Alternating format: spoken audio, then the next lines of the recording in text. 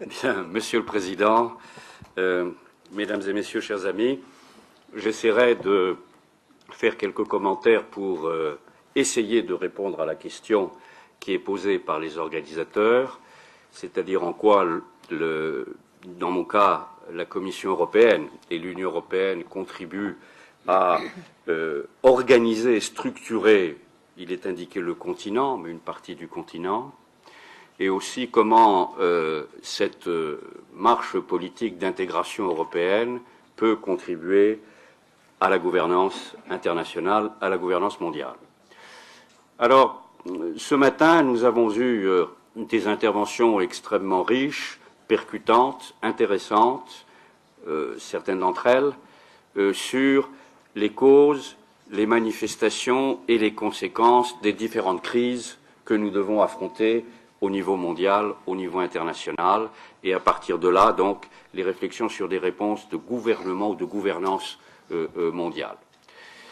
Je ne vais pas vous infliger encore une analyse de plus sur cette situation générale de notre planète. Je dirais que ce qui est en train de se passer est une mutation importante dans les réponses qu'on essaye d'apporter collectivement au niveau mondial. Je ne sais pas si cette mutation nous conduira à un changement de paradigme, comme certains l'ont présenté ce matin, dans la façon de se développer, dans la façon de se gouverner, dans la façon de coopérer, dans la façon de dialoguer. L'avenir nous le dira. Je ne sais pas si nous nous limiterons à un rafistolage d'un système international vacillant et d'un système international qui n'a pas pu répondre à certaines manifestations de pratiques financières et économiques désastreuses. Quoi qu'il en soit, il est évident que nous avons affaire tous collectivement à une série de menaces globales qui ne peuvent avoir de réponse que globale. Menace de la crise financière, menace de la crise économique, menace de la crise sociale, grand danger sur le plan de la situation de l'environnement dans notre planète, danger de la prolifération des armes nucléaires et du contrôle des armes à destruction massive, danger de l'émergence d'un certain nombre de non-states, danger évidemment aussi de la prolifération et du développement des organisations criminelles et terroristes. Donc, là-dessus, je pense qu'il y a aujourd'hui un assez grand consensus en matière. Autre consensus, c'est à ces menaces globales et la nécessité d'une réponse globale, le fait que plus aucune force hégémonique ne peut assurer aujourd'hui le leadership des réponses politiques, économiques, à ces différentes manifestations de difficultés que nous avons. Il était intéressant d'écouter le représentant chinois ce matin, qui ne souhaitait pas un G2, qui s'inscrivait dans une stratégie de multipolarité. J'étais la semaine dernière au sommet Union européenne-Chine à Prague et le Premier ministre chinois disait avec force qu'il était partisan en tant que Chinois d'un approfondissement de l'intégration européenne comme Europe, pôle aussi de ce monde multipolaire pour participer à la solution d'un certain nombre de ces difficultés. De la même façon, nous avons reçu à Bruxelles, il y a un mois et demi, Madame Hillary Clinton, et c'est clair que le discours prononcé par le secrétaire d'État américain changeait beaucoup de ce que nous avions entendu les années antérieures avec l'administration Bush, et que l'administration américaine était dans un mode d'écoute à essayer de trouver ensemble des solutions à un certain nombre de ces menaces existantes.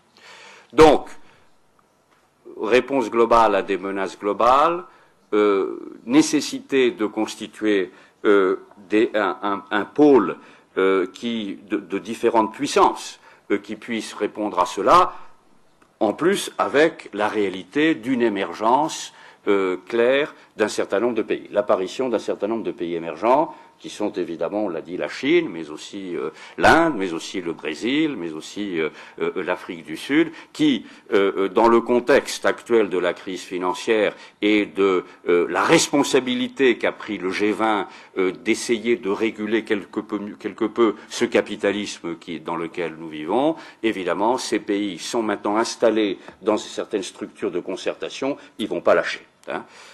Souvenons-nous tout de même, ça a été dit ce matin, mais je voudrais le répéter, que l'Union européenne, avec ses 500 millions de citoyens, représente quelques 8% de la population mondiale. Donc on est loin de l'hégémonie des forces occidentales pour faire face aux défis qui sont les nôtres. Alors ce que je voudrais vous dire en quelques mots, c'est pourquoi nous pensons que l'Europe, l'Union européenne, peut être un facteur, peut-être un acteur qui peut contribuer à façonnement de ce nouvel ordre mondial. Hein. Je vois trois raisons essentielles, hein, des justifications et des raisons pour lesquelles l'Europe peut être un acteur dans ce monde multipolaire pour façonner ce nouvel ordre mondial. D'abord parce que l'Union européenne, en tant que telle, est devenue un acteur global sur le plan international. 60 ans de processus d'intégration européenne ont fait que l'Union européenne est aujourd'hui un acteur incontournable, reconnu, je le disais un instant, par la Chine et par beaucoup d'autres. Nous sommes la première puissance commerciale du monde. Donc, et nous savons l'importance que le commerce peut avoir dans les éléments de gouvernance mondiale. Notre ami Pascal Lamy était d'une clarté, comme d'habitude, limpide, quand il parle sur le rôle du commerce dans la gouvernance mondiale et dans un ordre international un peu différent. Donc, comme première puissance commerciale qui négocie en tant qu'Union européenne à la place de tous les États membres, il est évident que nous avons des responsabilités et nous avons un certain rôle à jouer. Je dirais aussi que l'euro, malgré toutes ses difficultés, constitue aujourd'hui la deuxième monnaie de réserve internationale et nous donne aussi un certain nombre de responsabilités sur le plan monétaire. Tel que l'euro est utilisé par toute une série de pays aujourd'hui, font que il est aujourd'hui incontournable avec le dollar et donc il nous met dans un cadre de responsabilité et de dialogue indispensable. Je dirais aussi que acteur mondial dans le fait que nous avons une tradition en tant qu'Union européenne de contribuer à l'aide au développement.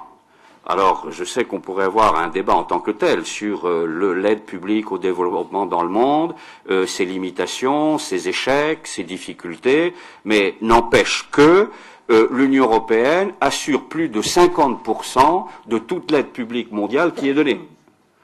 C'est non seulement un signe que nous donnons à l'extérieur de ce que nous sommes intéressés par le développement du monde et des plus défavorisés, mais c'est aussi un acte concret de solidarité qui est fait par nos citoyens qui acceptent qu'une partie de leurs impôts soit aussi dédiée à une certaine solidarité internationale.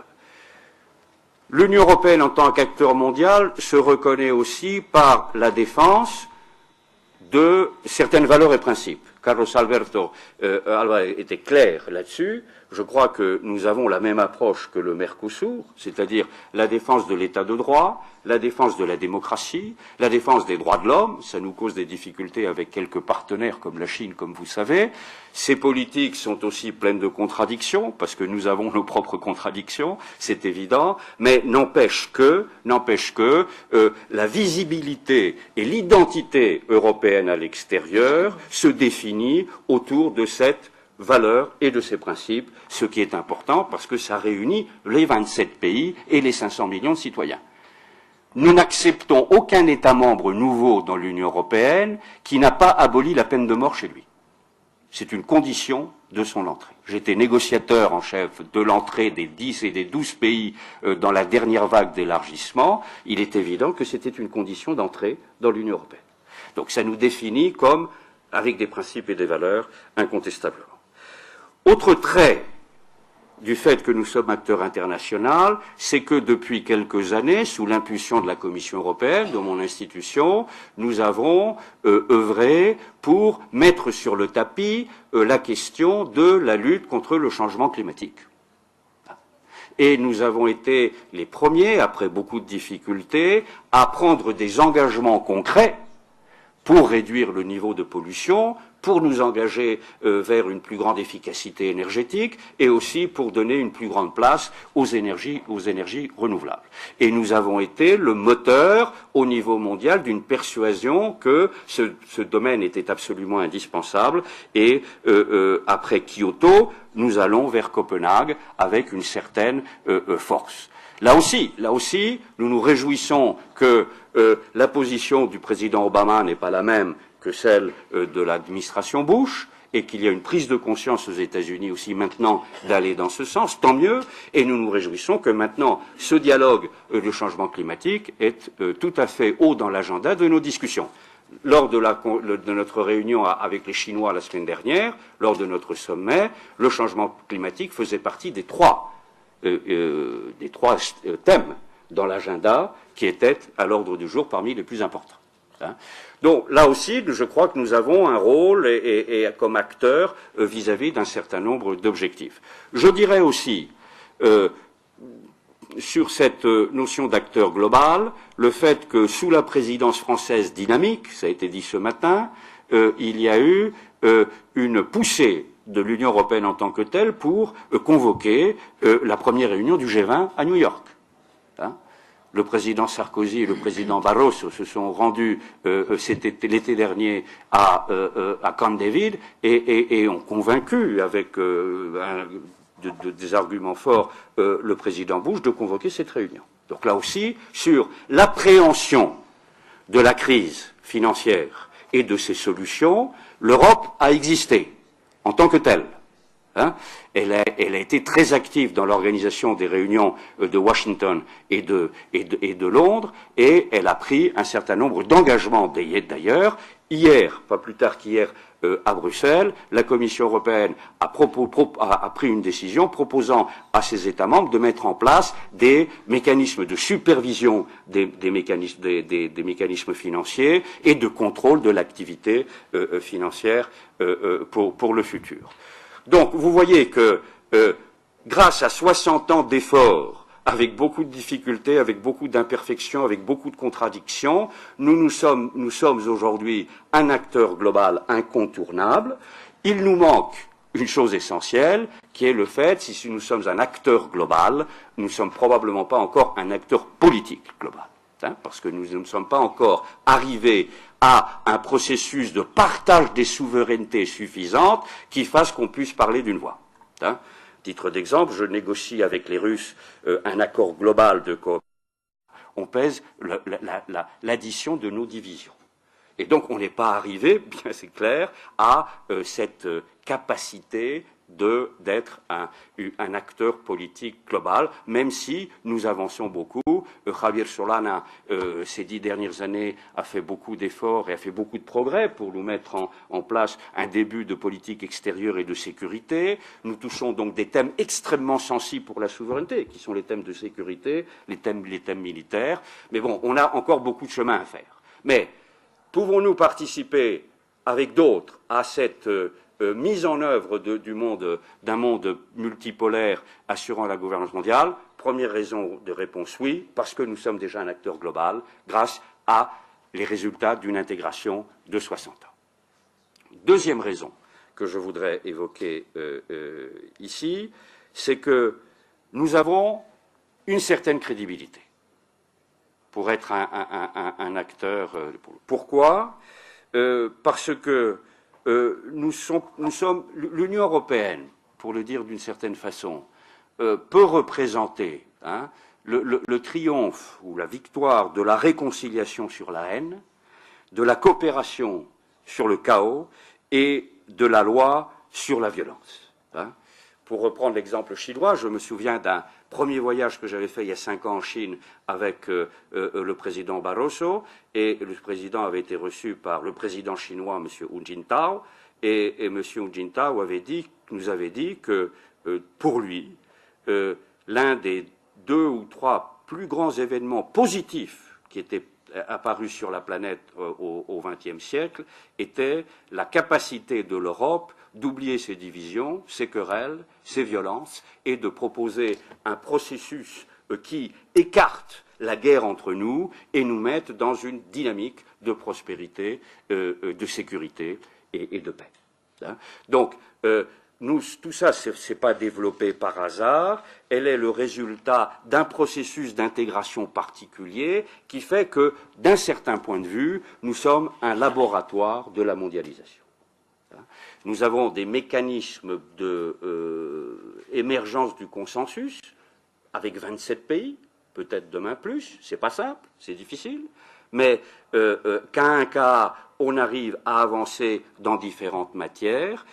Il y a des conseils des ministres spécialisés, il y a des groupes de travail, il y a un échange constant des 27 administrations et des institutions communautaires qui est là, qui est incontestablement un mécanisme, non pas imposé, je suis bien d'accord avec Carlos Alberto Álvarez, à tout le monde, mais qui peut être un élément de référence quelque part. De la même façon, un effort énorme a été fait sur l'intégration à ce processus des autorités et des acteurs régionaux et locaux. Du jour où nous avons mis en place une politique de solidarité interne et de cohésion économique et sociale, il est évident que ces acteurs ont joué un rôle important. C'était le génie de Jacques Delors, qui a voulu le marché intérieur et qui l'a fait, mais en même temps il voulait qu'il y ait des compensations à cette concurrence accrue par des mécanismes de solidarité. L'Union européenne n'est pas seulement un hypermarché, elle est un espace politique de croissance, à la crise à part, mais aussi de solidarité importante. Nous avons des mécanismes contraignants de décision et des décisions juridiques qui s'imposent à tous avec une course de justice supranationale. Ceci est très très important dans le processus supranational qui impose ces décisions. Donc, acteur global, laboratoire, si je peux me permettre cette expression, d'une certaine globalisation maîtrisée. Et troisième élément que je voudrais indiquer, c'est évidemment l'option stratégique, politique, incontestable d'un appui au multilatéralisme qui est pour nous l'élément essentiel de la gouvernance mondiale. Ça a été répété, c'est redit, c'est accepté par les 27 pays. Là encore, on a nos propres contradictions entre ce qui se dit dans les beaux discours et ce qui se fait. Mais disons, bon voilà, on est dans une réalité humaine avec ses faiblesses et parfois ses défauts énormes. Mais n'empêche que nous croyons fermement que l'Organisation des Nations Unies, qui s'appuie sur la légitimité unique, lui confère son caractère mondial et que nous devons jouer de façon forte cette carte, même si ça n'empêche pas que nous ayons une participation forte dans d'autres forums tels que les G8 ou les G20. Tout ça n'est pas contradictoire, mais elle est tout à fait essentielle. Et c'est dans ce cadre-là que on essaye de contribuer et d'être présent à un débat ouvert et constructif sur la réforme des Nations Unies, qui est tout à fait essentielle. Hein. Est-ce que nous arriverons à imposer une réforme qui nous mette vers un multilatéralisme plus efficace pour répondre mieux aux menaces et aux défis qui sont les nôtres, ou pas? Le multilatéralisme joue gros, si je peux me permettre cette expression, joue gros dans les prochaines années. Hein. Est-ce qu'on va faire les réformes nécessaires pour imposer l'efficacité, ou est-ce qu'on va remettre en cause par des poussées nationalistes, des poussées populistes, des poussées hégémoniques, des poussées de désordre, cet édifice qui est quand même tout à fait essentiel et nécessaire.